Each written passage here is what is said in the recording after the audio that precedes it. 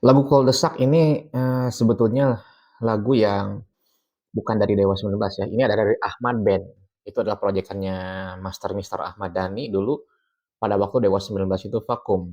Yang waktu itu Ari Lasso keluar, lalu kemudian ada Krismon, dan ada di masa peralihan antara dari Ari Lasso ke Once gitu kan. Diciptakanlah Ahmad Band yang sebetulnya itu adalah project berdua dengan Andra, sahabat yang luar biasa ini. Andra Ramadan yang sampai saat ini setia mendampingi Dani di Dewa 19, terciptalah lagu Kul Desak ini. Di sisi lain juga ada kayak misalkan di Ahmad Band ini ada Bimo Sulaksono yang jadi hmm, sebetulnya ingin jadi Dewa, Dani ingin menjadikan dia itu drummer Dewa 19, tapi Bimonya sendiri yang menolak ya. Konon seperti itu. Uh, dan sebetulnya ini gak banyak orang yang tahu dari Ahmad Band ini sebenarnya kiprah pertama Once gitu ya. Karena Dani pernah menjelaskan ini Andra ini sempat agak-agak gimana ketika Once hadir ya. Agak-agak gimana sehingga akhirnya dibentuklah Ahmad Band untuk mengakrabkan Andra dengan Once dan itu berhasil. Akhirnya Andra pun berbalik, ya gua kagum dengan Once gitu kan kayak gitu. Ya, salah satu yang diluncurkan lagunya yang hits banget ini dari Ahmad Band adalah Kul Desak. Jadi Kul Desak itu jalan buntu ya namanya itu berbahasa Sanskerta kalau nggak salah. Kul Desak tuh jalan buntu. Di situ ada lirik yang konon berasal mungkin terinspirasi dari surat Al-Fatihah. Itu surat Al-Fatihah yang akhir, tunjukkanlah kami ke jalan yang ihdinas siratal mustaqim, tunjukkan kami jalan yang lurus gitu kan ya. Siratal ladzina an'amta 'alaihim ghairil maghdubi 'alaihim waladdallin. Jadi jalan yang engkau ridhoi dan bukan jalan yang kau sesatkan gitu kan ya. Nah, terinspirasi dari situ, dijadikanlah lirik lagu. Jadi banyak yang memprediksi ini berasal dari surat Al-Fatihah. Ya, hanya Dani seorang yang bisa menjawab apakah benar atau tidak. Cuman sebetulnya banyak sekali lirik-lirik lagu Dewa 19 yang memang seperti terinspirasi dari Al-Quran. Yang nggak bisa dibantah lagi mungkin adalah Laskar Cinta, yang itu Al-Quran banget gitu kan. Itu sangat Al-Quran banget. Itu sangat Al-Quran banget itu yang kata-katanya apalagi yang di chapter 2-nya itu gitu kan ya. Ya, namun apakah Dani itu seorang yang benar-benar agamis, agak gimana kita pun nggak tahu. Tapi gue pun termasuk orang yang nggak berani untuk menyimpulkan seberapa dia memang mendalami agama. Tetapi di beberapa cuplikan gue menilai bahwa memang pengetahuan agama itu termasuk bagus ya. Seperti yang dia tahu tasawuf. Yang tasawuf itu kan sebenarnya ilmu yang nggak sembarang orang bisa didalami juga loh. Ya. Dan ya kalau soal itu saya orang-orang awam mungkin bisa mengatakan tasawuf itu apaan sih? Padahal tanpa kita sadari ya kita tuh sehari-harinya berhubungan dengan tasawuf gitu. Karena tasawuf itu kan artinya bersih ya. Kita sholat pun tasawuf, kita puasa pun tasawuf itu namanya. Tapi ada ilmu khusus yang mempelajari tentang tasawuf itu sendiri gitu. Dan konon dia mengakui dia itu seorang tasawuf juga, sufi juga gitu kan ya kayak gitu. Cuman memang dia tuh seorang revolusioner gitu. Namun untuk politik ya gue bilang enggak banget ya, berkali-kali bilang gue ngebahas dalam politik ya enggak banget ya karena emang manusia itu punya spesialisasi tertentu ya. Dani itu ya musik, Dani is musik gitu aja sih gue bilang. It's okay, Dani is tasawuf, oke okay, gue menilai. Namun untuk seenggaknya untuk politik ya enggak banget lah gitu gue bilangnya.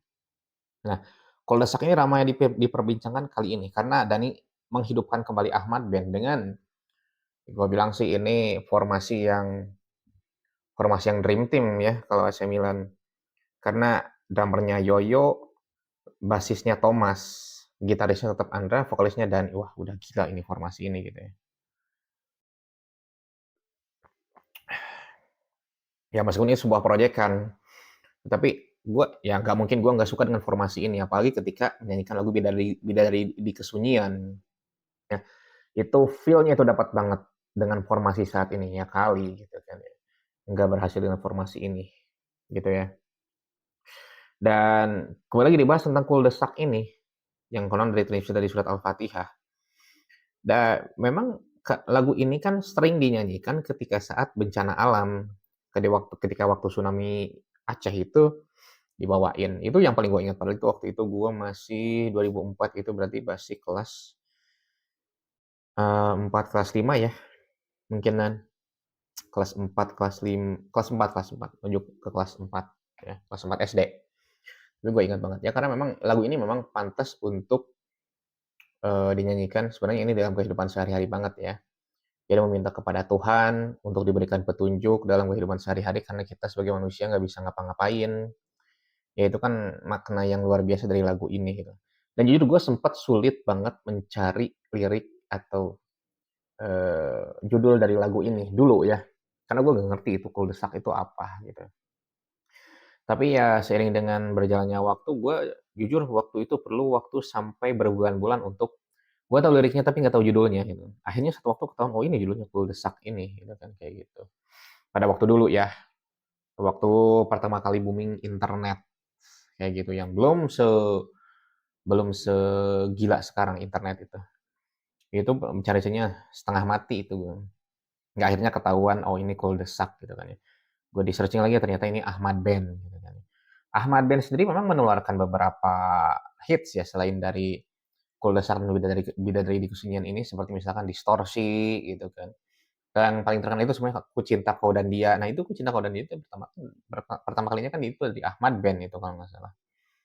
Ya cuman sekarang listnya kan Ku Cinta Kau dan Dia itu ya banyak banget di remix berkali-kali gitu kan. Bahkan waktu itu oleh Rock sebelum namanya Triad gitu ya.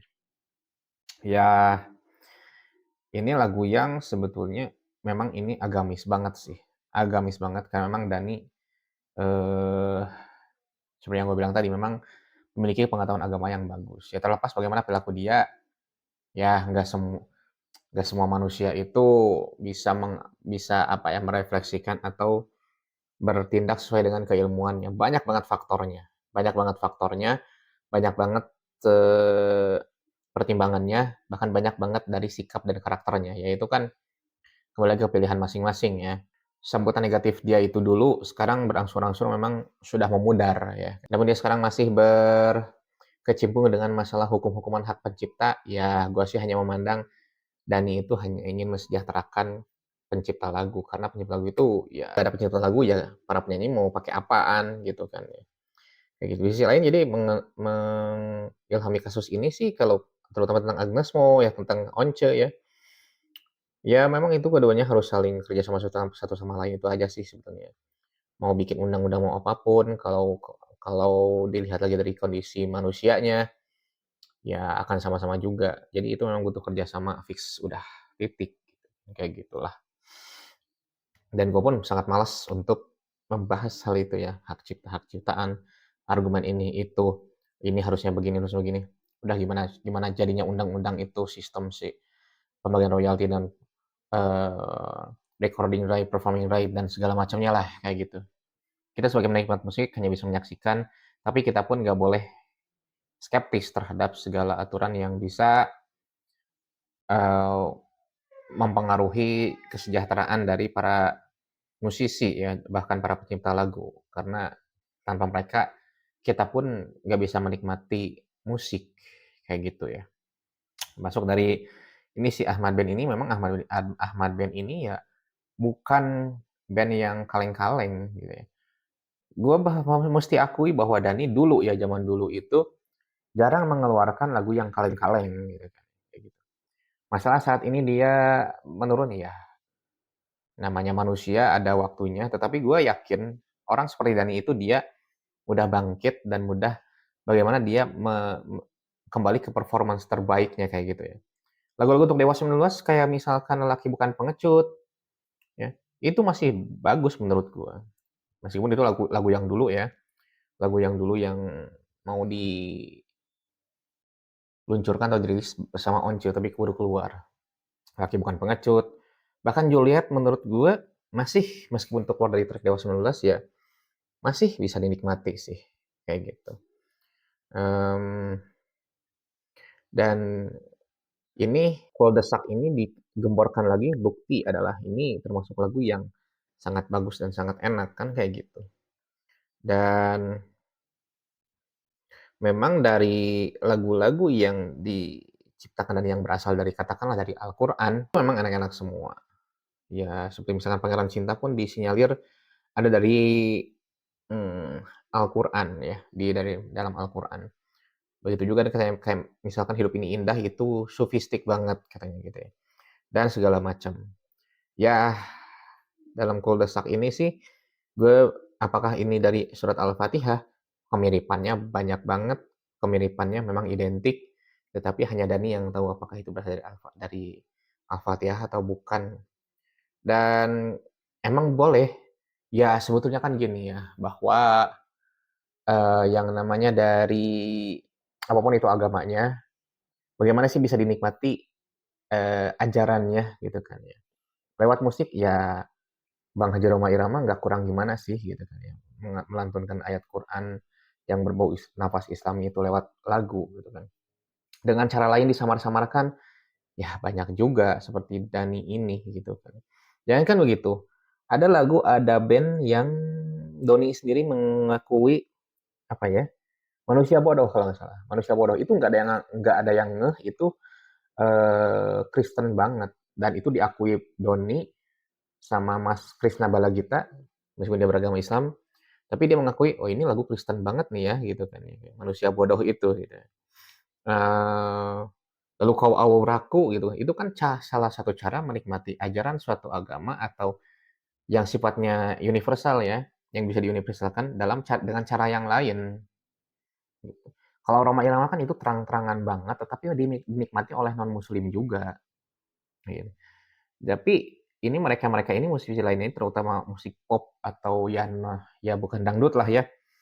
Ya sampai saat ini di detik ini gue bilang hanya Bang Haji Rhoma Irama yang bisa menjelaskan bagaimana berdakwah lewat musik. Hanya Bang Haji Rhoma Irama aja. Nah, tapi yang lainnya kan nggak habis akal tuh. Termasuk Dani, termasuk Doni gitu kan. Nah, termasuk lewat lagu Kuldesak ini. Kayak gitulah. Jadi ini seperti berdakwah bagaimana cara kita bersandar pada Tuhan, sabar menghadapi cobaan, ya dengan Kuldesak ini. Kayak gitu sih. Kayak segitu yang bisa saya sampaikan. Thanks for watching.